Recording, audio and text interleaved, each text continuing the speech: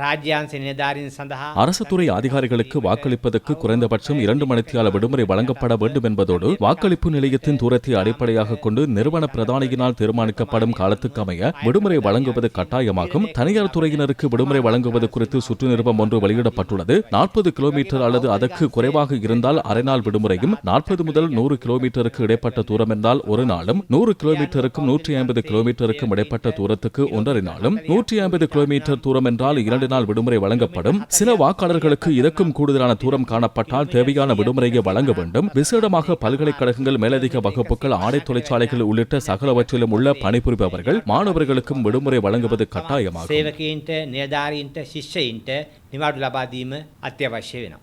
இம்முறை தேர்தலில் வாக்களிக்கும் முறை தொடர்பில் தேர்தல்கள் ஆணைக்குழுவின் தலைவர் தெளிவுபடுத்தினார். මෙවර ඡන්ද පත්‍රිකාවේ තිබෙන්නේ පළාත් පාලන இம்முறை வாக்குச்சீட்டில் உள்ளாட்சி மன்ற தேர்தலில் போட்டியிடும் அரசியல் கட்சிகளின் பெயர்களும் சின்னங்களும் சுயேட்சை குழுக்களின் பெயர்கள் மற்றும் இலக்கங்களும் காணப்படும். இவ்வாறான வாக்குச்சீட்டை உங்களுக்கு வழங்கப்படும். குறித்த வாக்குச்சீட்டில் உங்களுக்கு விருப்பமான அரசியல் கட்சி சுயேட்சை குழுவின் சின்னத்துக்கு முன்பாக உள்ள வெற்று கட்டத்தில் புள்ளடியிட்டு வாக்கு செலுத்த முடியும். ஒரே ஒரு புள்ளடியை மாத்திரமே இட முடியும். ஒன்றுக்கு மேற்பட்ட புள்ளிகள் இடப்பட்டிருந்தால் அந்த வாக்குச்சீட்டு நிராகரிக்கப்படும். வாக்குச்சீட்டில் வேறு அடையாளங்களோ குறியீடுகளோ வரையப்பட்டிருந்தாலோ எழுதப்பட்டிருந்தாலோ அந்த வாக்குச்சீட்டும் நிராகரிக்கப்படும்.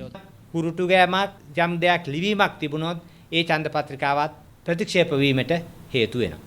உள்ளூராட்சி மன்ற தேர்தல் தொடர்பில் பெஃப்ரல் அமைப்பின் பிரதிநிதிகளும் கருத்து வெளியிட்டனர். පළාත් පාලන ඡන්ද විමසීමට අදාළ ප්‍රචාර කටයුතු අවසන් වීමට නියමිතව இன்று ஒரு நாளில் உள்ளூராட்சி தேர்தலுக்கான பிரச்சார பணிகள் நிறைவடைய உள்ளன. கடந்த கால தேர்தல்களுடன் ஒப்பிடுகையில் வன்முறை சம்பவங்கள், அரசு அதிகார பயன்பாடு, வாக்காளர்களுக்கு கையூட்டு வழங்குதல், சட்டவிரோத பிரச்சாரங்கள் என்பவற்றில் சாதகமான நிலைமை இதுவரை காணப்படுகின்றது. நாளை நள்ளிரவு 12 மணியின் பின்னர் சகல அரசியல் கட்சிகளும் வேட்பாளர்களும் எந்த ஒரு வகையிலும் நேரடியாகவோ மறைமுக பிரச்சார பணிகளை முன்னெடுக்க முடியாது. அத்தோடு அங்கவீனமானவர்களுக்காக தேர்தல் ஆணைக்குழுவினால் விசேட ஒழுங்குகள் மேற்கொள்ளப்பட்டுள்ளன. வாக்களிப்பு மத்திய நிலையங்களில் டெக்டைல் வாக்குச்சீட்டுகள் ஒரு சில வாக்களிப்பு மத்திய நிலையங்களில் காணப்படுகின்றன. நடந்து செல்ல முடியாதவர்களை வாக்களிப்பு நிலையங்களுக்கு அழைத்துச் செல்ல முச்சக்கர வண்டிகள் ஒழுங்கு செய்யப்பட்டுள்ளமை என்பன நல்ல விடயங்களாகும்.